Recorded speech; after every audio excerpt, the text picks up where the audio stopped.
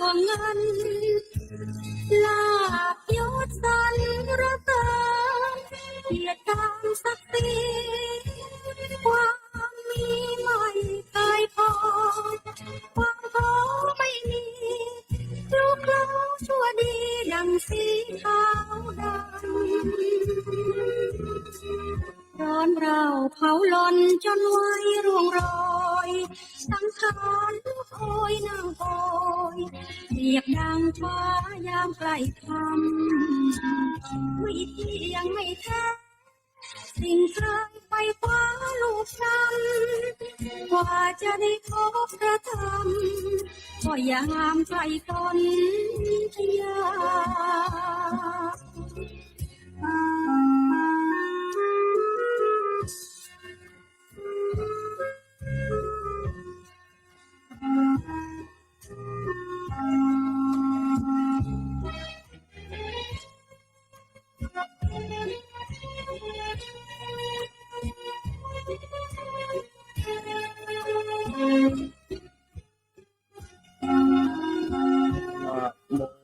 ตัสสะภะคะวะโตอะระหะโตสัมมาสัมพุทธัสสะนะโมตัสสะภะคะวะโตอะระหะโตสัมมาสัมพุทธัสสะนะโมตัสสะภะคะวะโตอะระหะโตนะโมตัสสะภะคะวะโตอะระหะโตสัมมาสัมพุทธัสสะนะโมตัสสะภะคะวะโตอะระหะโตสัมมาสัมพุทธัสสะนะโมตัสสะภะคะวะโตอะระหะโตสัมมาสัมพุทธัสสะพุทธบูชาเตชะวันโตธรรมบูชามหาสติปัญโยสังฆบูชามหาโภควโรติติณวาระโอกาสบัดนี้ข้าพเจ้าขอนอบน้อมคารวะแด่คุณพระรัตนตรัยคุณพระธรรมวินัยของพระพุทธเจ้าทั้ง84,000พระธรรมขันธ์คุณพระอรหันตเจ้าทุกๆพระองค์ผู้ทรงฤทธิ์ทรงเดชทรงเหตุทรงผลทรงเมตตาบารมีทรงไว้ซึ่งคุณงามความดีบริสุทธิ์ที่คุณอนำเลิศอันประเสริฐด้วยอริยคุณ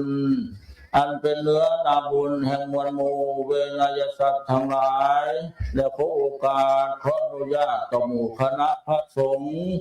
สมณพราหมณ์ท่านผู้ประเสริฐด้วยจิตเมตตาขออนุโมทนาไปยังบรรดาญาติโยมพุทธศาสนิกชนบุคคลผู้ใจบุญใจกิจงามทั้งหลายทุกท่านหน้าชาวคณะวัดปากคาดตำบลปากคาดอำเภอปากคาดจังหวัดบึงกาฬโดยเฉพาะขออนุโมทนาเจริญพร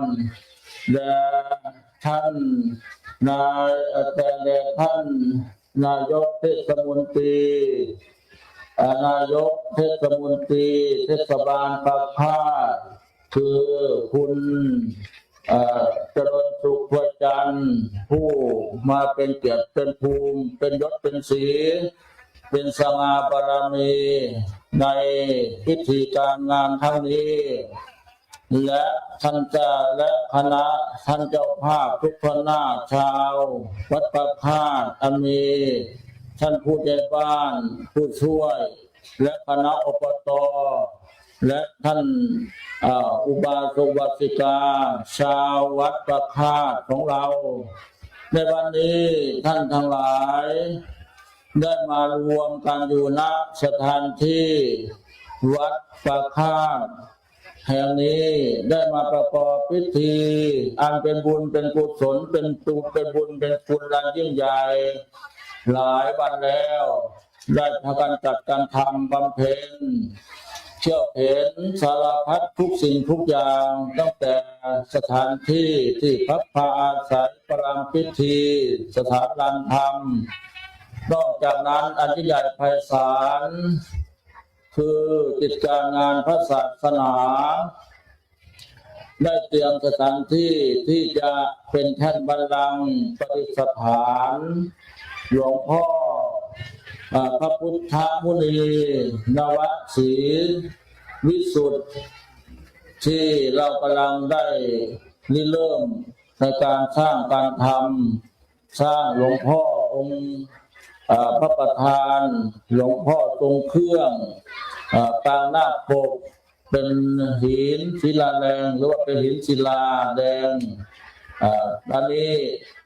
ท่านทั้งหลายก็ได้เตรียมได้บริบูรณ์สมบูรณ์มาวันนี้ก็มีการวางศิลาฤกษ์อันมีพ่อแม่ครูบาอาจารย์พระเดชพระคุณหลวงพ่อท่านพระครูพิทักษ์อนิเขตเป็นประธานฝ่ายสงฆ์พร้อมทั้งคณะสงฆ์ชาวตำบลปากคาดอำเภอปากคาดหลายรูปหลายองค์หลายท่านมารวมกัน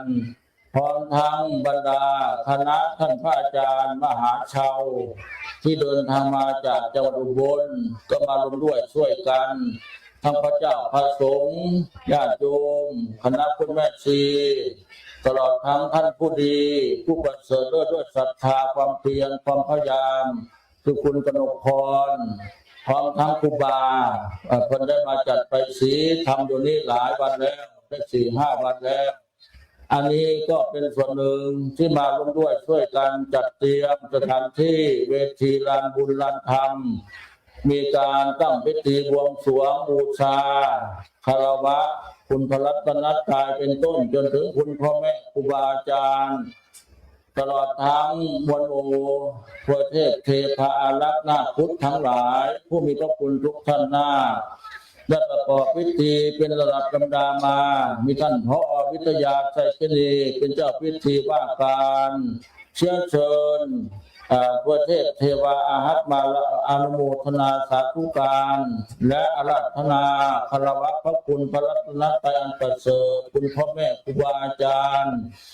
คุณครูโกครูเข้าครูเหงาครูเดิมครูศิษย์ครูรองครูสนคนหนึ่งมาเรื่อยจนถึงท่านแก่บุญโทผู้สร้างวัดสร้างวามาตั้งแต่เก่าก่อนนุ่มนานแล้วตลอดทั้งทุกสิ่งส่วนทุกสิ่งทุกส่วนได้กระทำบำเพ็ญให้บริบูรณ์สมบูรณ์เป็นที่เรียบร้อยเป็นส่วนหนึ่งส่วนนั้นในการนี้บัดนี้คณะท่านทั้งหลายก็ได้มารวมกันอยู่ณสถานที่แห่งนี้ประกอบพิธี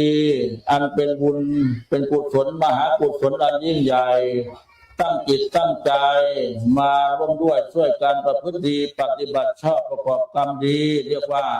มาสมาทานศีล 5สมาทานศีล 8ตลอดทั้งได้เจริญได้ฟังพระสวดสาธยายที่ประมวลมงคลพระคาถาของพระพุทธเจ้าและได้ทำวัดสวดมนต์ไหว้พระพรรณนาคารวะสรรเสริญแห่งคุณพระรัตนตรัยเป็นระดับดามาตลอดจนถึงการบัดนี้เรียกว่ามาเตรียมการสืบชะตาหลวงสืบชะตาหลวงสืบชะตาราศีไหว้พระสวดมนต์ข้ามปีทำคุณงามความดีตลอดชาติว่างั้นนะถ้ามีแต่สวดมนต์ข้ามปีก็ไม่เป็นสีสง่าเท่าไหร่ถ้าไม่ปฏิบัติดีทำดีตลอดชาติตลอดชีวิต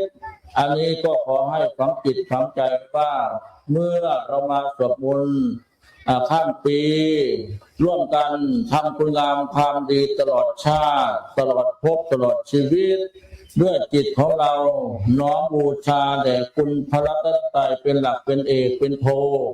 เนี่ยตรงที่เราทั้งหลายได้กระทำการบูชามีข้าวตอกดอกไม้ธูปเทียนนานับประการบูชาพระรัตนตรัยบูชาคุณพ่อแม่ครูบาอาจารย์บูชาคุณทวเทพเทพาอาหักเจ้าทั้งหลายทั้งปวงที่ประดิษฐานด้วยสิ่งศักดิ์สิทธิ์อยู่ในวัดวาอารามวัดปากคาดอย่างนี้หรือทุกแห่งหนที่ที่เรามีส่วนเกี่ยวข้องก็ได้เชื้อเชิญคารวะบูชามาหมดในส่วนนั้น ก็เป็นมงคลอันดีเป็นบารมีแก่เราในส่วนหนึ่งที่เราทั้งหลายได้กระทำอย่างนี้ทำไมถึงทำเพราะว่าพระพุทธองค์ทรงแสดงว่าการทำการบูชาอยู่นอบน้อมคารวะอยู่ทุกเวลาทุกนาทีนอบน้อมต่อคุณพระรัตนตรัยทุกเวลาทุกนาทีนอบน้อมต่อคุณบิดามารดาคุณพระอุปัชฌาย์อาจารย์อยู่ทุกเมื่อทุกวันทุกเวลาทุกนาทีนอบน้อมบูชาในคุณทวเทพเทพาอาหัตเจ้าทั้งหลายทั้งปวงอยู่ทุกเวลาทุกนาทีเพื่อนบอกว่าเป็นมงคลอันดีตลอดไปทุกลมหายใจทุกเมื่อถ้าเรามีสติมาคอยระลึกถึงคุณงามความดีที่เราทำบำเพ็ญในการบูชามีข้าวตอกดอกไม้ธูปเทียนกันทำบาลาในส่วนนี้ที่เป็นอมิสบูชาคือสิ่งของวัตถุภายนอกมาจัดเป็นอันดีอันงามใบสีงามสะพาดผลไม้กล้วยอ้อยหยาดบูชาน้อมนำมาบูชาด้วยเจตนาศรัทธาเลื่อมใสและก็จงจิตจงใจบูชาปฏิบูชาในการปฏิบูชาในขณะที่เรา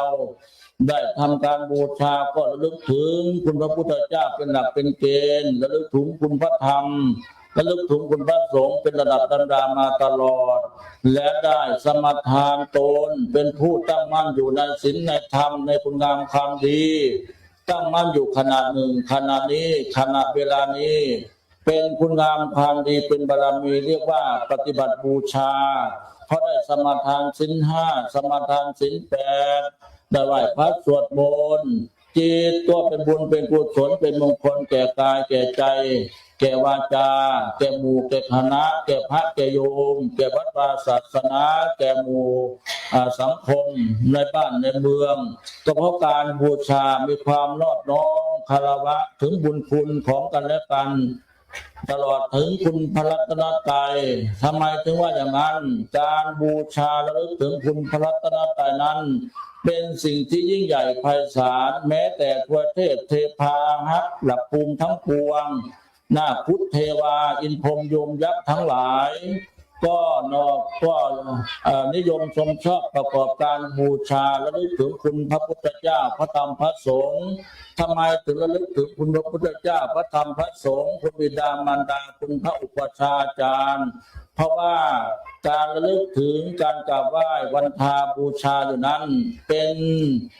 บุญเป็นกุศลเป็นมงคลแก่ชีวิตจิตใจเพราะน้อมไปในส่วนที่จะต้องทำคุณงามความดีน้อมไปในส่วนที่จะต้องทำหน้าที่ทำดีกับบุคคลผู้มีบุญคุณกับเราหรือว่าพระคุณอันประเสริฐแห่งคุณพระรัตนตรัยมีพระพุทธเจ้าเป็นหลักเป็นเกณฑ์และสอนที่บอกว่าพุทธบูชาเตชะวันโตบุคคลผู้ใดมีความนอบน้อมคารวะบูชาในคุณพระพุทธเจ้าอยู่จะเป็นผู้มีเดชมีอำนาจมีวาสนามีศักดาบารมีมีบุญญาราศีไปที่ใดแห่งใดมนุษย์เทวดาอินพรหมยมยักษ์นาคพุทธทั้งวาระทั้งปวงก็สรรเสริญกราบไหว้บูชาพอใจและเคารพยำเกรงในบุคคลผู้ไหว้พระองค์กราบไหว้บูชาหรือบูชาต่อคุณพระพุทธเจ้าอยู่เนืองๆจะเกิดความเป็นมงคลสิริมงคลแก่บุคคลผู้นั้นไปเกิดชาติใดภพใดก็จะเป็นผู้มีเดชมีอำนาจมีเดชมีศักดาบารมีเป็นที่เก่งขามต่อมวลหมู่มนุษย์และเทวดาหรือผีสางวิญญาณทั้งหลายทั้งปวงบุคคลผู้ได้บูชาพุทธเจ้านั้นจะเป็นผู้มีเดชมีศักดามีบารมีมีกิตติศักดิ์คือก็สอนไปทั่วทิศสานุทิศเพราะว่าอานิสงส์ที่ได้บูชาคุณพระพุทธเจ้าธรรมบูชาธรรมบูชามหาสิทธิปัญโยบุคคลผู้บูชาพระธรรมคำสั่งสอนพระพุทธเจ้าเหมือนกับญาติโยมบูชาอยู่ขนาดนี้แหละนั่นแหละว่าปฏิบัติบูชาอยู่ขนาดนี้แหละหรือว่าได้ฟังเทศน์ฟังธรรมได้จดจำธรรมคิดพิจารณาตามคำเทศน์คำสอนคำวอนคำแนะคำชี้คำบอกอย่างเนี้ย อันพระพุทธเจ้าได้ตรัสไว้เทศไว้พระเจ้าประสงค์ยกจอมาเทศนาชี้แจงแสดงบอกให้ฟังญาติโยมก็น้อมจิตน้อมใจบูชาด้วยดอกไม้ธูปเทียนบูชาด้วยกายด้วยวาจาด้วยใจสังวรจิตสังวรใจสังวรอารมณ์ข่มจิตข่มใจข่มอารมณ์ของเราเอาไว้ฟังเทศน์ฟังธรรมประพฤติธรรมปฏิบัติธรรมและบูชาพระธรรมคำสั่งสอนพระพุทธเจ้าด้วยความเคารพคารวะนอบน้อมเชื่อฟังเชื่อถือน้อมเข้าไปมีสติปัญญาข่มจิตข่มใจเอาไว้ถ้ามันเกิดความโลภความโกรธความหลงทิฏฐิมานะตัณหาอุปทานความจองหองพองขึ้นในใจด้วยหน้าของโลภะโทสะโมหะอวิชชาตัณหาเข้ามาสิงสู่อยู่ในใจท่านทั้งหลายก็ระลึกถึงคำสั่งสอนของพระพุทธเจ้าอันนี้ก็เรียกว่าเป็นผู้บูชาในคุณพระธรรมคำสอนพระเจ้าจะเป็นผู้มีสติปัญญาล่ำเลิศล่ำลึกเป็นผู้มีสติปัญญาคล่องแคล่วว่องไวเปรียบปราดชาติกวีรักษาความดีไว้ได้ทนทานรักษาความดีไว้ทนทานได้นานแท้และความชั่วความไม่ดีเช่นอย่างความโลภความโกรธความหลงจะไม่เกิดขึ้นมาเผาบนจิตใจจะไม่ให้เกิดความร้อนอุทธรทุกข์ในกายในใจแม้แต่มีอยู่ในกายในใจมีอยู่แต่ว่ามีสติสัมปชัญญะลึกถึงคำสั่งสอนของพระพุทธเจ้ามาข่มนิวรณ์ถอนใจอันเป็นไปในทางที่ไม่ดีอันทางเป็นตัวความโกรธความขุ่นเคืองความอึดอัดขัดข้องมัวหมองในใจจะระลึกถึงคำสั่งสอนของพระพุทธเจ้าอันเราได้ยินได้ฟังได้ยินได้ศึกษาได้น้อมนำมาประพฤติปฏิบัติอันเรียกว่าธรรมบูชามหาสิทธิปัญโยเป็นผู้มีสติปัญญารักษาบาปไม่ให้เกิดขึ้นรักษาบุญให้เกิดขึ้นเพราะบุญหนุนความดีให้เกิดขึ้นเหมือนกับท่านทั้งหลายได้กระทำบำเพ็ญอยู่ในขณะนี้เวลานี้แหละพยายามหนุนด้วยความเพียรความพยายามความอดทนตั้งอกตั้งใจตั้งจิตตั้งใจหนุนคุณงามความดีเป็นศีลสง่าเป็นบุญวาสนาแก่ตนเองด้วยและเป็นคุณงามความดีต่อหมู่ต่อคณะด้วยช่วยให้วัดวาอารามเกิดความศีลจะเป็นศีลเป็นสันเป็นศีลเป็นสันเป็นความดีความงามเป็นระบบระเบียบเรียบร้อยสวยงามสง่างามอลามไปด้วยเครื่องประดับประดาตกแต่งนานาประการอันนี้ก็เพราะว่าสติปัญญาวิชาความรู้เพราะอานิสงส์ที่เราได้เคารพบูชาคุณพระธรรมคำสั่งสอนของพระพุทธเจ้าก็เกิดความรู้ความเข้าใจเกิดความรู้ความฉลาดว่าจะทำอย่างนั้นจะทำอย่างนี้ดีอย่างนั้นดีอย่างนี้บูชาอย่างนั้นบูชาอย่างนี้ด้วยดอกไม้ธูปเทียนใบตองกล้วยก้อนทุกเอามาทำประดับประดาตกแต่งเป็นใบสีงามสะพรั่งนานับประการดาษบูชาเป็นใบสีเทพใบสีพรหมใบสีธรรมจักรใบสีพญานาคใบสีอันสง่าดีงามเด่นเป็นสง่านี่ก็เพราะว่าสติปัญญานั่นแหละวิชาความรู้นั่นแหละทำไมถึงเป็นอย่างนั้นเพราะมีความศรัทธาเลื่อมใสตั้งใจบูชาพระธรรมคำสั่งสอนของพระพุทธเจ้าในชาตินี้ก็มีสติปัญญาประดับประดาตกแต่งอย่างสวยสดงดงามก็เพราะว่าสติปัญญาที่เราได้ยินได้ฟังมาจากคำเทศน์คำสอนของพระพุทธเจ้าว่าได้อานิสงส์อย่างนั้นเป็นอานิสงส์อย่างนี้นี่ก็เกิดสติปัญญาแล้วถ้าตายไปจะพบใหม่ชาติหน้าหรือชาตินี้ก็ดีแหละเรารักษาไว้ให้ดีในส่วนที่เราทำดีแล้วเนี่ยด้วยสติปัญญาของเราเข้าใจดีว่าทำอย่างนี้ดีปฏิบัติอย่างนี้ดีรักษาสืบทอดบำเพ็ญเป็นสันติประเพณีวัฒนธรรมอย่างนี้ดีงามก็มีสติปัญญาก็แทรกมีสติปัญญาแทรกซ้อนสว่างไสวปิติยินดีอยู่ในใจผ่องใสสว่างไสวไม่ขี้เกียจขี้เหร่ขี้ร้ายในความรู้สึกนึกคิดดันตั้งใจทำทำไมถึงเป็นอย่างนั้นเพราะกำลังใจของเรามีเดชมีอำนาจมีสัพบารมีเพราะความรู้สึกของเรานั้นมีเดชมีอำนาจมีสัพบารมีมีสติปัญญาเป็นพลังหนุนอยู่ภายในใจเพราะได้มาจากพระธรรมคำสอนของพระพุทธเจ้าที่เรียกว่า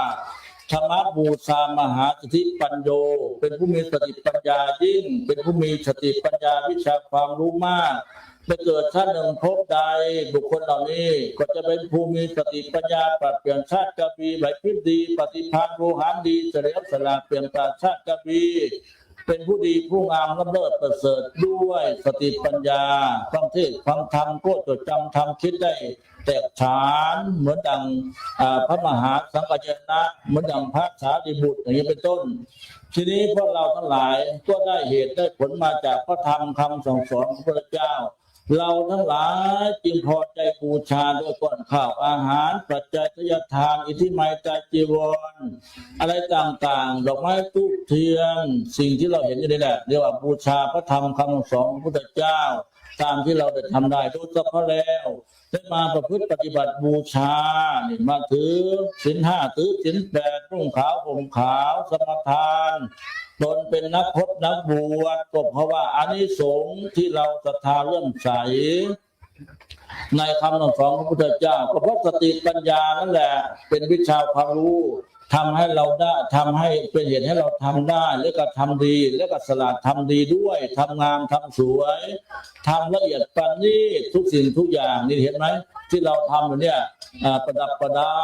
ประลำพิธีลานธรรมเนี่ยสวยสดงดงามอลามดีสวยสดงามอลามรุ่งเรืองตลอดทั้งเครื่องสักการะบูชานับประการพรรณนาไม่หมดไม่ถ้วนนี่ก็เพราะได้มาจากสติปัญญาวิชาความรู้เนี่ยก็เพราะว่าเข้าใจว่าจะเป็นอานิสงส์อย่างมากนี่นะในชาตินี้นะชาติต่อไปยิ่งมากกว่านี้โดยเฉพาะแล้วจะเป็นผู้มีสติปัญญาสามารถปราบกิเลสความโลภความโกรธความหลงทิฏฐิมานะตัณหาอุปทานภพชาติให้หมดไปสิ้นไปดับไปเหี่ยวแห้งไปได้เข้าถึงซึ่งมรรคผลพระนิพพานพ้นจากชาติทุกข์ชราทุกข์พยาธิทุกข์และมรณะทุกข์ถึงสุขอันประเสริฐคือมรรคผลพระนิพพานก็เพราะอานิสงส์ที่เราบูชา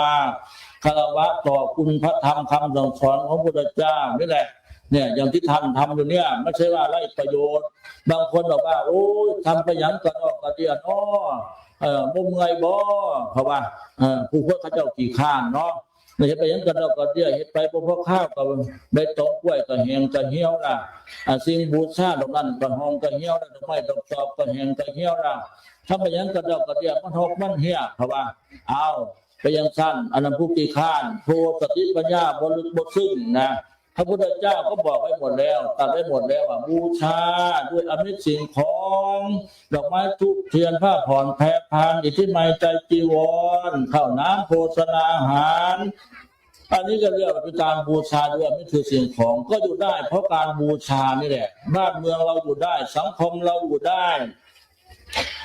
ครอบครัวเราอยู่ได้นะวัดวาอารามพระเจ้าประสงค์อยู่ได้ก็เพราะอานิสงส์การบูชาคารวะนี่แหละนะอันส่วนปฏิบัติบูชานั้นมันก็อยู่ในตัวของมันถ้าเราไม่มีการปฏิบัติเนี่ยจะทำได้ไหมเนี่ยอย่างคุณกนกพรมาทำอยู่ตั้ง4 วัน 5 วันเนี่ยใช้ความเพียรความพยายามขนาดไหนนะทั้งกลางวันกลางคืนหรือญาติโยมตกแต่งแปลงเวทีเนี่ยสถานลานธรรมหรือว่าสถานที่เราจะสร้างพระพุทธรูปเนี่ยนะวางศิลาฤกษ์เนี่ยถ้าพวกท่านทั้งหลายไม่ได้ปฏิบัติธรรมไม่มีจิตใจน้อมนำคำคิดของคำสอนของพระพุทธเจ้าท่านจะปฏิบัติได้ไหมจะเสียสละมาจากเคหสถานบ้านเรือนได้ไหมอย่างคุณกนกพรกับครูบาเพื่อนเสียสละมาจากวัดจากวาจากครูบาอาจารย์เสียสละมาจากเคหสถานบ้านเรือนหลายวันหลายเวลาหลายนาทีแล้วเนี่ยเพราะว่าทางบ้านก็มีภารกิจมากมายก่ายกองหรือญาติโยมผู้มาร่วมด้วยช่วยการจัดเตรียมสถานที่เวทีเนี่ยเสียสละมานี่ไม่ใช่ธรรมดานะถ้าไปหาเงินหาทองหาข้าวหาของชั่วโมงหนึ่งวันหนึ่งก็ได้มากมายก่ายกองทำไมถึงเสียสละมาได้ทำไมถึงทำได้ก็เพราะท่านเหล่านี้เคารพบูชาต่อคุณพระพุทธเจ้าเคารพบูชาต่อคุณพระธรรมคำสั่งสอนของพระพุทธเจ้านี่เรียกว่าเป็นผู้มีสติปัญญาล้ำลึกล้ำเลิศและทีนี้ไม่ใช่ทำธรรมดานะต้องปรารถนาเพื่อมรรคผลพระนิพพานนิพพานัปปัจจโยโหตุนะก็ปรารถนาผลพระนิพพานไม่ทำด้วยความประมาทไม่ทำด้วยความงี่เง่าไม่ทำด้วยความไม่ฉลาดเฉลียว ทำแล้วก็ปรารถนาบูชาแล้วก็ปรารถนาเพื่อพ้นทุกข์มรรคผลพระนิพพานเนี่ยจะเรียกว่าเป็นผู้มีสติปัญญามากเนี่ยผู้ใดบูชาพระคุณพระธรรมคำสอนของพระพุทธเจ้าธรรมบูชามหาสติปัญโยเป็นผู้มีสติปัญญามีพลังแห่งสติปัญญามีพลังแห่งบุญวาสนาราศีเพื่อจะเอาบุญส่วนนี้หรือสติปัญญาเหล่านี้ที่เกิดขึ้นแล้วด้วยอานิสงส์ที่บูชาเนี่ยไปห้ำหันชำระสะสางซึ่งภพชาติวัฏสงสารเพราะปรารถนาผลปณิพพานทางและปรารถนาด้วยใจเหตุทำบุญกุศลทำคุณงามความดีทำการบูชาแล้วปรารถนาด้วยใจเหตุปรารถนามรรคผลพระนิพพานนี่นะเป็นอย่างนี้ญาติโยมบางคนก็บอกโอ้ยเอาไปยังกันก่อนที่มันหกดอกไม้กินก็บ่ได้ไอ้บูชาหกนาพระนาครอบซื้อเห็นพวกวัดพวกว่าซื้อเนี่ยพวกนี้ไม่มีจิตอนุโมทนาไม่มีปัตตานุโมทนาไม่มีอนุโมทนาไม่เห็นเขาทำดีหรือว่าปฏิพฤติดีทำดีก็ไม่พอใจไม่ยินดีปีติด้วยแถมยังไปพูดอย่างนั้นอันนั้นเป็นการเรียกว่าไปขัดบุญไปถ่วงบุญเจ้าของถ่วงสติปัญญาเจ้าของมองไม่ลึกซึ้งก็เลยเป็นบาปเกิดชาติใดพบใดจะได้อะไรจะมีอะไรได้ยากมียากขึ้นยากเป็นไปได้ยากไม่เจริญรุ่งเรืองทำไปก็จะดีก็จะมีก็จะเลิศก็จะประเสริฐก็จะร่ำจะรวยก็จะเด่นจะดีก็มีอะไร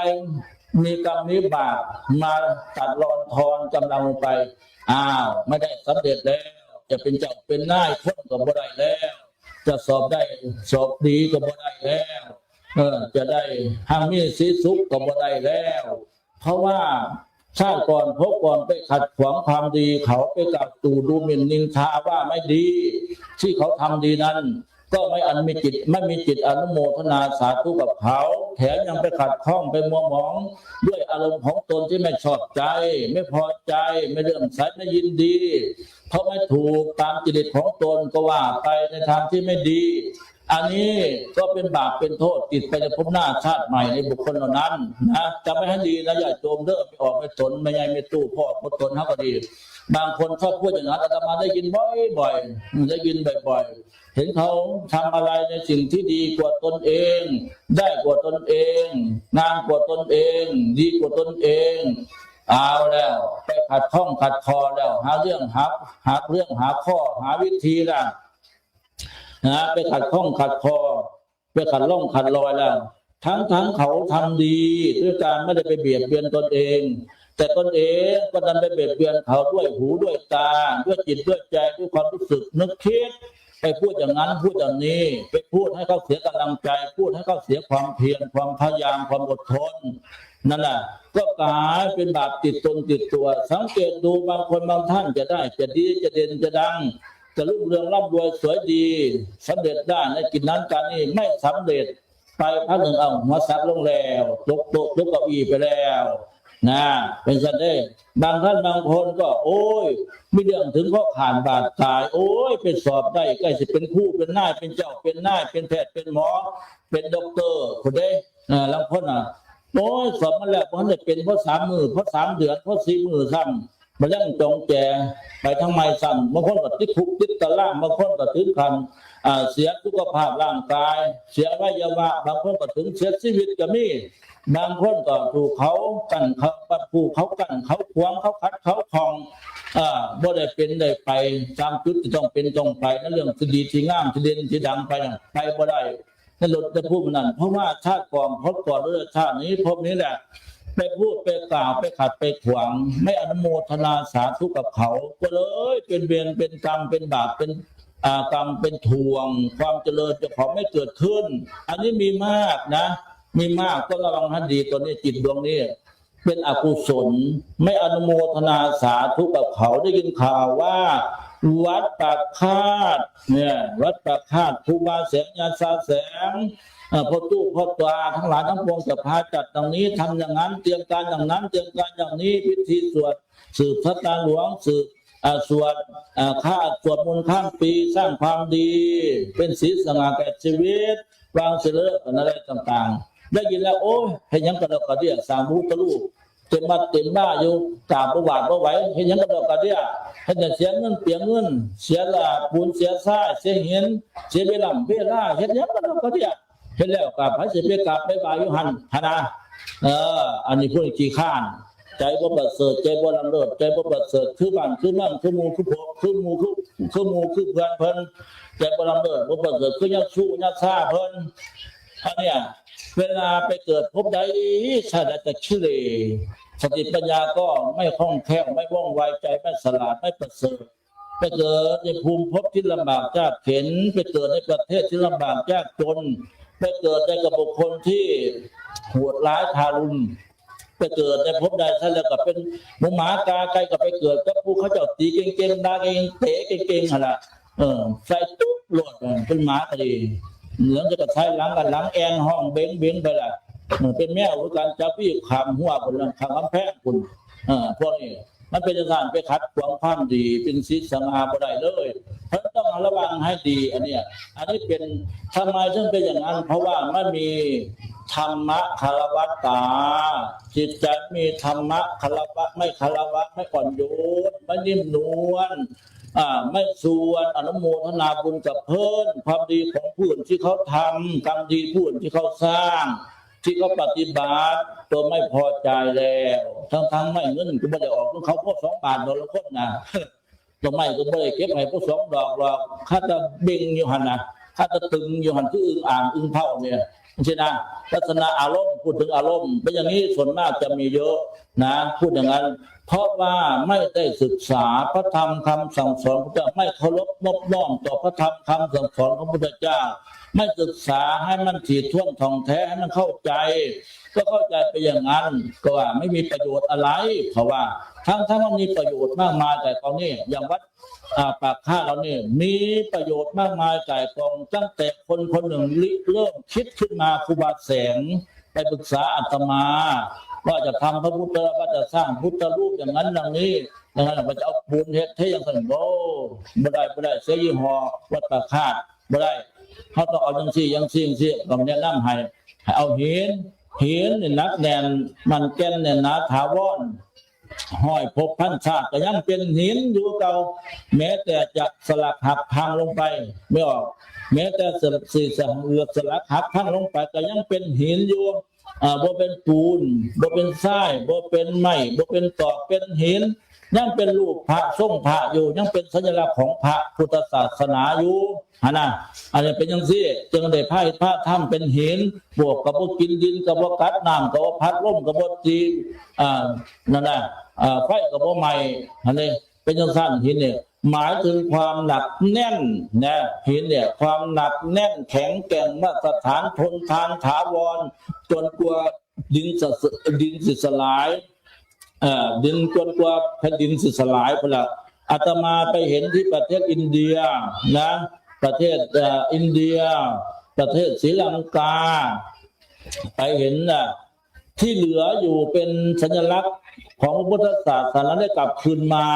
ได้ชาวพุทธทั่วโลกได้ไปกราบไปไหว้ไปบูชาเนี่ยไปทำบุญสวดมนต์ไหว้พระอย่างนั้นน่ะก็เพราะว่าหินนี่แหละเป็นสัญลักษณ์ของพุทธได้กลับคืนมาจากพวกชาวต่างชาติต่างศาสนาน่ะได้กลับคืนมาก็เพราะหินนี่แหละเป็นหลักเสาหินอโศกเนี่ยเสาหินพระเจ้าอโศกน่ะเสาหินของพระเจ้าอโศกแล้วก็ธรรมจักรพระพุทธรูปส่วนมากที่เหลืออยู่จะเป็นหิน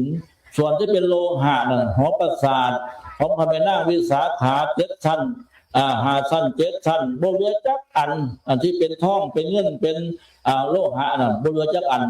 เหลือแต่อิฐหินเหลือแต่อิฐหินนี่แหละเหลือแต่อิฐแต่หินเนี่ยเป็นสัญลักษณ์ให้เราได้เห็นได้รู้ได้แล้วชาวพุทธทั้งทั่วโลกหลั่งไหลไปกราบไปไหว้เป็นระลึกถึงคุณพระพุทธเจ้าบุคคลที่คนทำดีปฏิบัติดีในยุคนั้นสมัยนั้นในครั้งพุทธกาลก็หลั่งไหลไปกราบไปไหว้ไปชมไปดูเงินทองสิ่งของก็หลั่งไหลเข้าไปประเทศอินเดียประเทศศรีลังกานี่เป็นต้นอันนี้ยกเป็นตัวอย่างก็เพราะว่ามีสัญลักษณ์ของพุทธนี่แหละได้กลับคืนมาพระพุทธศาสนาหายไปจากประเทศอินเดียต้อง 700 กว่าปีนะกว่าจะได้ขึ้นมาเป็นพุทธคยาได้กราบได้ไหว้หลวงพ่อเมตตาเราได้กราบได้ไหว้ได้ไปกราบไปชม ชาวพุทธโลกได้ไปกราบไปชมเนี่ยก็ไปกราบไปชมพระพุทธรูปสถูปเจดีย์ร่มโพธิ์ศรีมหาโพธิ์นี่แหละเป็นวัตถุนี่แหละนะบางคนก็ว่าไปสั่งอย่างวัตถุคือว่าสั่งทำมาเอามันก็หลายระดับกรรมพ้นสติปัญญาพ้นวิชาปัญญาพ้นบุญมาวาสนาบทอกันนะผู้ใดถึงถ้ำแล้วอันประเสริฐแล้วก็สาธุผู้มีสติปัญญาลำลึกลำเลิศแล้วก็สาธุบ่ต้องไม่เฮ็ดก็ได้นั่งสมาธิภาวนาเมตตาปฏิบัติธรรมเพื่อตนพ้นทุกข์หมดกิเลสก็สาธุเต็มว่าเกินบ่เบิดได้บาดให้ได้บาดนี่ฉันบ่เบิดให้ได้บาดนี่เกี่ยยังมีภพมีชาติอยู่ปฏิบัติภาวนาอยู่แต่ว่ามันบ่หมดกิเลสได้บาดมันยังเวียนว่ายตายเกิดอยู่ไปเกิดชาติหน้าภพใหม่บ่ทำเนี่ยสิ่งเหล่านี้ไว้ก็กลายเป็นคนทุกข์ยากลำบากอนาถาแต่ว่ามีสติปัญญาลำเลิศลำลึกแต่สารแต่ว่าอดอยากทุกข์ยากลำบากลำบนในครั้งพุทธกาลจะมีอันนี้นะเป็นอย่างสั้นพระอรหันต์บางองค์ก็มุ้ยหัวน้ำสิสันวิมินทบาทก็บ่ได้เสียไปอย่างเพราะว่าพบก่อนชาติก่อนเสื้อโปงจีวรโดมีสีใส่สีนงเพราะว่าพบก่อนชาติก่อนมีแต่ปฏิบัติธรรมนั่งสมาธิโดยยงผมปฏิบัติธรรมแต่ว่าบ่ได้ให้ทานบ่ได้ทำทานบ่ได้ให้ทานบ่ได้แจกทานบ่ได้ถวายอิทธิไม้ใจจีวรบ่ได้ถวายข้าวน้ำโภชนาอาหารเกิดมาชาตินี้พบนี้ร่วมศาสนาพระพุทธเจ้าเป็นสาวกของพระพุทธเจ้าเป็นพระอรหันต์แล้วก็บ่มีสบงจีวรสิใส่บ่มีหอดข้าวหอดน้ำสิสันมาองค์ก็ดีมันเด้ปานนั้นไม่ออกแต่ว่ามีบุญบารมีบรรลุเป็นพระอรหันต์หมดกิเลสเพราะได้ปฏิบัติธรรมไม่มากในภพก่อนชาติก่อนนู้นตั้งใจปฏิบัติธรรมก็จะทำพ้นทุกข์หมดกิเลสแต่ว่ามันไม่หมดกิเลสในชาตินั้นนี่แหละเพิ่นยังได้บัญญัติพระพุทธเจ้าเพิ่นฉลาดจะได้บัญญัติไว้ให้ทานรักษาศีลไหว้พระสวดมนต์ฟังเทศน์ฟังธรรมประพฤติธรรมปฏิบัติธรรมนี่แหละถ้านักพบคุณโยมท่านทั้งหลายท่านนั้นไปเกิดในภพใหม่ชาติหน้าก็มีบ่มีแล้วเนี่ยสิอยู่สิกินสิใช้สิสวยอย่างทุกๆอย่างบ่ได้ถวายอิทธิไม้จีวรผ้าพรแพร่พันสบงจีวรผ้าขาวผ้าเสื้อให้ผู้ใดเกิดไปพบหน้าชาติหน้าก็ลำบากสินุ่งสิได้นุ่งแต่ละที่สิได้นุ่งผ้าดีแต่ละเที่ยก็เฮ็ดงานเอาจนเหี่ยแตกแล้วสิได้มากกับหมู่รักเอาไปจ้อยไฟใหม่จ้อยหนูกัดจ้อยพวกกินมดจ้อยจังซี่ก็มีบ่ได้นุ่งเลยก็มีหรือหาเพื่อสิได้มานุ่งเพื่อจะได้มาซื้อมาใส่ก็ลำบากยากเข็ญเพราะว่าเป็นอย่างเดียวชาติก่อนบ่คันได้เฮ็ดไว้ทำไว้นะบ่ได้ไว้ทำไว้บ่ได้ให้ทานวัตถุเข้าของกองแก้วบ่ได้ให้ทานเสื้อผ้าอาภรณ์บ่ได้บ่ได้ทานบ่ได้ถวายผ้าสบงจีวรเนี่ยบ่ได้ถวายไว้ก็ลำบากในครั้งพุทธกาลก็มีเยอะแยะอย่างนี้เป็นต้นนะเพราะว่าไม่เราทั้งหลายทั้งปวงน่ะเราต้องทำความเข้าใจในจุดนี้ให้มันได้ผู้ใดปฏิบัติดีปฏิบัติชอบประกอบกรรมที่ดีแล้วก็สาธุอนุโมทนาให้ทานก็ยิ่งรักษาศีลก็เด่นให้ทานก็ยิ่งรักษาศีลก็เด่นเมตตาภาวนาปฏิบัติธรรมเพื่อพ้นทุกข์อันนี้ก็ยิ่งประเสริฐหลายนะเพื่อพ้นทุกข์นะแต่ว่าผู้ปฏิบัติธรรมรู้ธรรมเห็นธรรมเข้าใจธรรมคำสั่งสอนของพระพุทธเจ้าเท่าไหร่ยิ่งเป็นผู้แบ่งปันยิ่งเป็นผู้ให้ยิ่งเป็นผู้เสียสละยิ่งแบ่งปันความสุขให้แก่ผู้อื่นข้าวน้ำโภชนาอาหารที่พักผ้าอาศัยปัจจัยทั้งสี่ยารักษาโรคจีวรบิณฑบาตอิทธิไมยใจจีวรผ้าผ่อนแพร่พันอะไรต่างๆมีแต่อยากจะให้มีแต่อยากจะให้มีแต่อยากจะช่วยเหลืออันนี้ผู้มีธรรมในใจผู้มีสติปัญญาในใจแล้วเป็นผู้ไม่ประมาทเพราะเข้าใจว่าการที่ให้ทานรักษาศีลเนี่ยแบ่งปันในหมู่ในคณะในพระในโยมในศาสนาบาสนิพระพุทธเจ้าเป็นผู้บัญญัติปราชญ์บัณฑิตเป็นผู้บัญญัติคือพระพุทธเจ้านะจะได้ให้ทานรักษาศีลแล้วก็ไหว้พระสวดมนต์ประพฤติธรรมปฏิบัติธรรมผู้ประพฤติธรรมปฏิบัติธรรมรู้ธรรมเห็นธรรมเข้าใจธรรมรู้แจ้งในธรรมคำสอนของพระเจ้าแล้วจะเป็นผู้ไม่ตนีโดยสมมติไม่ตนีความโลภความโกรธความหลงทิฏฐิมานะตัณหาอุปทานไม่ตนีความโกรธทำไมถึงว่าไม่ตนีบนตนีแบบบนตนีความโกรธไปด่าเขาเป็นสันเดไปฆ่าเขาเป็นสันเด คำว่าไม่ตนีความโกรธความโลภความหลงเนี่ยทิฏฐิมานะตัณหาอุปาทานนี้เป็นผู้ให้อภัยเขาทำผิดทำพลาดประมาทไปก็ให้อภัยอโหสิกรรมไม่ผูกเวรผูกโกรธผูกโทษผูกเวรไม่จงเวรจงกรรมไม่จงเวรจงล้างจงผลาญจงเวรจงกรรมเป็นผู้ให้อภัยทานอภัยธรรมเป็นผู้อโหสิกรรมไม่จงว่างจงผลาญไม่จงเวรจงกรรมเวลามึงด่ากูกูสิด่ามึงขึ้นมึงตีกูกูสิตีมึงขึ้นมึงฆ่ากูกูสิฆ่ามึงขึ้นมึงเบียดเบียนกูกูก็จะเบียดมึงขึ้นมึงนินทากูกูจะนินทามึงขึ้นเมื่อล่วงเกินกูก็จะล่วงเกินมึงขึ้นอันนี้เรียกว่าตนีครอบโลภครอบปวดครอบหลงผูกจิตผูกใจมาติดมินมัดเข้าไปเจ้าของก็เดือดร้อนผู้อื่นก็เดือดร้อนเจ้าของก็ต้องไปตกนรกถ้าตายแล้วถ้าสะสมความปวดเรื่องมากเนี่ยต้องไปตกนรกเสียผู้ตอนนี้ความโลภอันนี้บ่เสียสละบ่แบ่งปันบ่สรรหาบ่เมตตาอารีสัตว์เล็กสัตว์น้อยสัตว์ใหญ่บ่เมตตาอารีแบ่งปันแก่หมู่แก่พวกนั่งตกกระตำลำบากยากเข็นก็บ่อยากซอยอยากเหลือละเห็นเขาตกกระตำลำบากยากแค้นแฮงไปซ้ำไปเติมไปตื่มไปตังเขาไปอีกอันนี้เรียกว่าตนีอันนี้ตนีความโลภเนี่ยตนีความโลภลำบากมากอันนี้ลำบากมากเลยเพราะว่าตายไปจากมนุษย์แล้วหรือว่าชาตินี้ก็แล้วแต่ละไม่ออกสังเกตเบิ่งผู้ใดบ่ยักแบ่งปันหมู่บ่ยักให้หมู่บ่ยักให้อภัยหมู่บ่ยักให้อภัยทานหมู่บ่ยักแบ่งปันสิ่งของข้าวน้ำโภชนาอาหารกับหมู่บ่ยักแบ่งปันกำลังแห้งกำลังกายเพื่อหมู่เพื่อพวกเพื่อสังคมทุกนั้นสิบ่ใครมีหมู่มีพวกบ่ลูกหลานเจ้าของก็บ่ฮักบ่แพงลูกหลานเจ้าของก็บ่จะไปใกล้ไปหาลูกหลานเจ้าของก็บ่จะเปลี่ยนไปข้อนั้นเจ็บไข้ได้ป่วยก็ดีแสดงอันนี้เห็นท่านตามาท่านจะได้จำเนินแต่แท้พุทธนีนี่ลูกหลานก็ยังไม่อยากไปใกล้พี่น้องป้องตายก็ไม่อยากไปใกล้เพราะว่าไม่ได้แบ่งปันสิ่งของก็บ่จักแบ่งปันให้ความโลภความโกรธความหลงก็บ่จักเสียสละให้อภัยเขาพินิจทาสน้อยลูกเต้าพินิจทาสน้อยพ่อแม่พินิจทาสน้อยพ่อแม่พินิจทาสน้อยพี่ป้าน้าอาลูกหลานพิษในผาดน้อยหมู่พวกเพื่อนบ้านเพื่อนฝูงพิษในผาดน้อยก็บ่ยักให้อภัยบ่ยักให้อภัยบ่ยักอโหสิกรรมไปผูกจิตผูกใจด่าท่อคืนตอบด้วยความโกรธความหลงด้วยความเว้าความมาด่าแซงอันนี้แหละเป็นบาปนักพะนี่เป็นยังบาปปัจจุบันท่านสาเลยลูกเต้าเราหลานหมู่พวกมิตรสหายก็บ่จะไปใกล้ไปหาไปใช้เฮียงใดกับอึดอยากทุกอย่างก็จะมีผู้คบหาสมาคมบ้านเฮาเอากันว่าขี้ที่สินะขี้ที่บ่จักแบ่งปันบ่จักให้ทานบ่จักเสียสละอันนี้แม้แต่ความโลภความโกรธความหลงก็ไม่เสียสละเลยเดือดร้อนไปในชาตินี้ก็เดือดร้อนไปในชาติหน้าก็เดือดร้อนลำบากไปติดตัวไปในภพใดชาติใดก็จะไม่มีหมู่มีเพื่อนไม่มีสหายไม่มีผู้ใดเมตตาอารีไปเกิดเป็นหมูหมากาไก่ก็เพิ่นกาไล่กะขาตะตี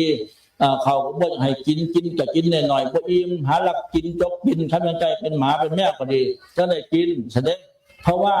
วิบากกรรมตัวนี้ติดไปนะไปยุ่งมองใดอย่างนั้นก็มิจะผู้ขาผู้ตีเป็นคนกับไปยุ่งมองใดก็มิจะผู้นินท่ากาเล่มิจะผู้ฉลาดป้ายสีมิจะว่าบ่ดีให้ดีไปได้ก็ว่าบ่ดีทำดีไปได้ก็ว่าบ่ดีบ่เห็นมีในความรู้สึกของคนนั้นคนนี้ในหมู่ในสังคมเพราะว่าโทษกรรมวิบากพบก่อนชาติก่อนไม่รู้จักแบ่งปันไม่รู้จักให้อภัยไม่รู้จักเสียสละไม่รู้จักจัดตัวมัจจริยะนี่เพราะความไม่เข้าใจเพราะความโลภนี่เป็นเหตุตายแล้วยังเป็นเปรตเป็นสัตว์เดรัจฉานเข้าไปอีกอันเรื่องนี้ฟังให้ดีญาติโยมท่านทั้งหลายเอ๋ยนะวันนี้ให้ธรรมะให้แสงสว่างให้นำทางเพื่อเป็นพุทธบูชาธรรมบูชาเรียกว่าธรรมบูชามหาสิทธิธรรมบูชามหาสิทธิปัญโยผู้ใดบูชาพระธรรมคำสอนพระพุทธเจ้าศึกษาพระธรรมคำสอนพระพุทธเจ้านอกกราบไหว้บูชาพระธรรมคำสอนของพระพุทธเจ้าจะเป็นผู้มีสติปัญญาล้ำเลิศประเสริฐมากนักหนานะเป็นผู้ฉลาดในการให้ในการแบ่งปันในการให้อภัยในการอโหสิกรรมให้ผูกเวรผูกกรรมเขารู้จักว่ามันเป็นโทษเป็นพิษเป็นภัยนำไปในภพหน้าชาติหน้าในภพนี้ชาตินี้ ก็ระยะขาดเม็ดมันมีเพื่อนแสดงไปอย่างงานลูกเต่าเราล้านก็ไปอยากคบหาสมาคมมันจะไปไก่ไปหาไม่อยากไปทางหายทางหายกินข้าวกินน้ำเจ็บใครในป่วยก็ไม่พูดเสียไปเบิ่งไปแล่เพราะว่าความโลภเป็นเหตุเพราะว่าความอิจฉาริษยาเป็นเหตุไม่เสียสละไม่ตัดจบตัวไม่ตัดตัวมัจจริยะคือความตนีกิเลสเหนียวแน่นในกิเลสไม่ตัดไม่ชำระสะสางออกไปโดยอัตตาตัวตนสำคัญมั่นหมายไม่ชำระสะสางออกไปก็ได้รับเป็นอานิสงส์อย่างนี้นะสังฆบูชามหาสติปัญโยสังฆบูชามหาโภควะโหบุคคลผู้บูชาซึ่งพระสงฆ์เนี่ยบูชาซึ่งพระสงฆ์ย่อมเป็นผู้ร่ำรวยมีโภคทรัพย์มากมีมิตรมีเพื่อนมากมีเพื่อนมีผุงมากมีชื่อเสียงกิตติศักดิ์อันดีงามมากมียศถาบรรดาดีศรีสง่ามากไปเกิดในภพใดชาติใดก็เป็นผู้มีความร่ำรวยความสวยงามว่ามีพวกพ้องพี่น้องญาติมิตรบริวารมากเหมือนพระแม่นางวิสาขาเหมือนดังบิณฑิกามหาเศรษฐีเหมือนดังพระศรีวลีผู้ประเสริฐเลิศด้วยอัจฉริยะลาภเพราะท่านเป็นผู้ไม่ตนีบูชาใส่บาตรพระพุทธใส่บาตรพระพุทธใส่บาตรพระปัจเจกพระพุทธเจ้าใส่บาตรทำบุญกับพระสงฆ์บูชาพระสงฆ์ด้วยข้าวน้ำโภชนาอาหารปัจจัยทั้งสี่จีวรบิณฑบาตเสนาสนะที่พักผ้าอาศัยอันนี้เป็นต้นท่านก็เกิดมาที่พบใดท่านก็รวยเป็นเศรษฐีมหาเศรษฐีดังท่านพระศรีวลีนี่ให้ทานบูชาพระสงฆ์เคารพบูชาคารวะพระสงฆ์งามก็งามรวยก็รวยเลิศก็เลิศบางคนก็ไม่เข้าใจเป็นแต่เอารูปหลวงพ่อพระศรีวลีที่เขาหล่อด้วยทองเหลืองทองแดงด้วยเงินด้วยคำมาแขวนคอมาตั้งไว้ที่หิ้งพระมาตั้งไว้ที่วัดแต่ว่าคิดว่าจะให้รวยเหมือนเพิ่นอาศัยบารมีเพิ่นแต่ว่าไม่ได้กราบไหว้บูชาไม่ได้คารวะไม่ได้ปฏิบัติเหมือนดังท่านพระศรีวลีทำท่านพระศรีวลีท่านทำอย่างไรได้พบก่อนชาติก่อนนู้นท่านจะเป็นเศรษฐีมหาเศรษฐีให้ทานแก่พระปัจเจกพุทธเจ้าเหล่าพระอรหันต์บูชาพระสงฆ์จิตจำนงตรงต่อตรงต่อการให้และบริจาคและดูแลใส่ใจพระสงฆ์นะไม่ ตลอดทั้งบุคคลผู้ใดจะไปขอจะเป็นโจรเป็นคนถอยคนทานคนยากอนาถาท่านก็ให้ทานบริจาคทานเขาจะไปป้นเขาจะไปป้นเอาของไปจี้เอาของไปขโมยของท่านก็ให้อภัยท่านก็แบ่งปันให้เขาอโหสิกรรมให้ไม่สนิททีเหนียวแบ่งปันให้โจรเขาจะไปปล้นก็ดีเขาจะไปขโมยก็ดีแบ่งปันให้พวกโจรนี่พระศรีวลีน่ะเกิดมาชาติใหม่ผู้มาเป็นยังรวยให้ทานแก่พระเจ้าพระสงฆ์ทุกวันดูแลใส่ใจนั่นแหละอันนี้เรียกว่าบูชาพระสงฆ์เป็นผู้ร่ำรวยรุ่งเรืองรุ่งโรจน์สดใสเป็นเศรษฐีมหาเศรษฐีเพราะว่าบูชาต่อพระสงฆ์อานิสงส์นั้นน่ะทีนี้เหมือนกับพวกเราทั้งหลายนี่แหละบูชาในพระพุทธพระธรรมพระสงฆ์พระสงฆ์เนี่ยเป็นลูกพระพุทธเจ้าเสียสละมาจากพ่อจากแม่จากบ้านจากเรือนจากถิ่นฐานบ้านอยู่อาศัยมาทำหน้าที่สืบทอดพระพุทธศาสนามาสืบต่อพระธรรมคำสั่งสอนพระธรรมวินัยของพระศาสดาเมื่อได้เข้ามาแล้วก็ตั้งใจปฏิบัติบูชาพระธรรมวินัยคำสั่งสอนพุทธเจ้าทำประโยชน์สดผลต่อสังคมต่อพระศาสนาต่อบ้านเมืองต่อมวลหมู่มนุษย์ทั้งปวงทั้งหลายสร้างสรรค์พัฒนาอย่างที่เราเห็นอยู่ทุกวี่ทุกวันนี่แหละพ่อแม่ครูบาอาจารย์ผู้มีบุญญาวาสนาหลายเพิ่นก็สร้างโรงเรียนโรงพยาบาลสถานที่อะไรต่างๆนานาประการที่เป็นสาระประโยชน์นะสร้างสะพานโรงเรียนโรงพยาบาลเนี่ยอย่างที่วัดเราเนี่ยก็ครูบาแสงท่านพระครูพระอยู่เพื่อกับพาญาติโยมสร้าง เพื่อเป็นสมบัติในพระพุทธศาสนาสร้างโบสถ์สร้างศิลป์สร้างพุทธรูปสร้างศาลาสร้างหอระฆังสร้างลานวัดให้สวยงามปลูกต้นไม้สร้างญาติสร้างโยมสร้างศีลสร้างธรรมสอนญาติสอนโยมนำพาสร้างบุญสร้างกุศลรวมแล้วเรียกว่าสร้างบุญสร้างกุศล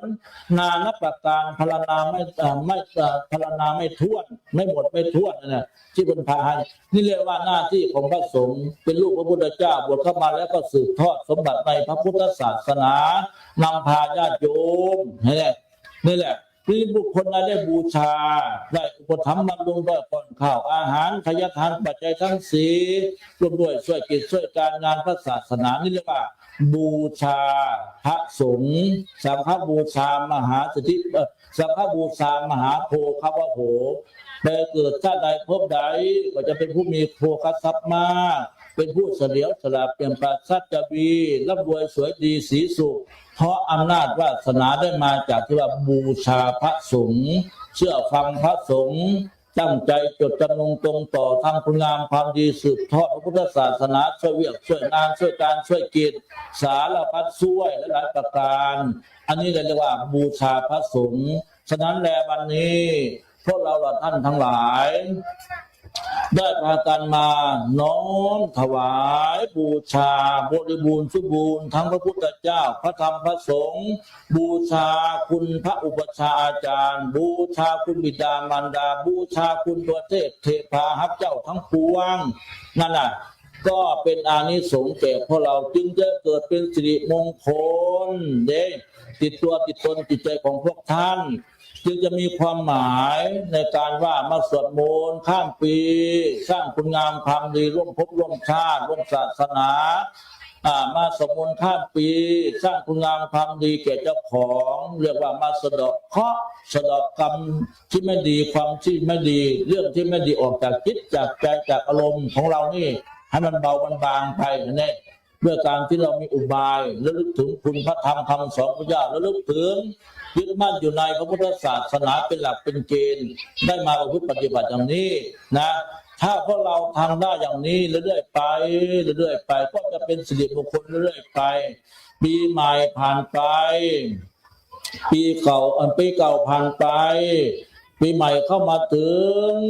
ให้เราได้รับความประทับใจลึกซึ้งในคุณงามความดีที่เรากำลังจะทำกำลังจะสร้างกำลังจะสวดกำลังทำกำลังสร้างกำลังสวดนี่นะให้เป็นประโยชน์ส่วนที่ผลต่อชีวิตจิตใจของเราก็จะเป็นคุณงามความดีสืบธาตุสืบขานสืบชะตาอายุวัฒนมงคลให้แก่ตนเองด้วยการประกอบคุณงามความดีอย่างที่ทำแล้วนี่เนี่ยนั่นแหละเป็นประโยชน์เป็นคุณค่าในการสวดข้ามปีทำคุณงามความดีตลอดชาติตลอดชีวิตนะก็จะมีอานิสงส์แก่ท่านทั้งหลายทุกผู้ทุกคนดังที่กล่าวมาแล้วประโยชน์ส่วนที่ผลที่ได้รับอานิสงส์ในปัจจุบันที่เห็นนี้ครูบาแสงเป็นพาธรรมญาณแสงพาธรรมนี่เห็นไหมเห็นไหมเนี่ยงามหลายดีหลายอานิสงส์ในปัจจุบันเนี่ยนะดีหลายงามหลายบ้านอื่นเมืองอื่นก็ไม่เห็นว่าดีหลายงามหลายประเสริฐหลายสร้างจากคนความคิดคนเดียวให้ญาติโยมได้เป็นสะพานได้ให้เป็นสะพานได้เป็นสะพานบุญสะพานศีลสะพานธรรมสะพานความเป็นมงคลให้แก่พวกท่านทั้งหลายที่เข้ามาร่วมมาสู่มาอยู่ร่วมกันเนี่ยได้ทำคุณงามความดีได้แสดงออกบอกถึงยี่ห้อพวกเราชาวพุทธบริษัทถึกแผ่นแน่นหนาถาวรแข็งแกร่งไม่หวั่นไหวไม่เปลี่ยนใจไม่ถือ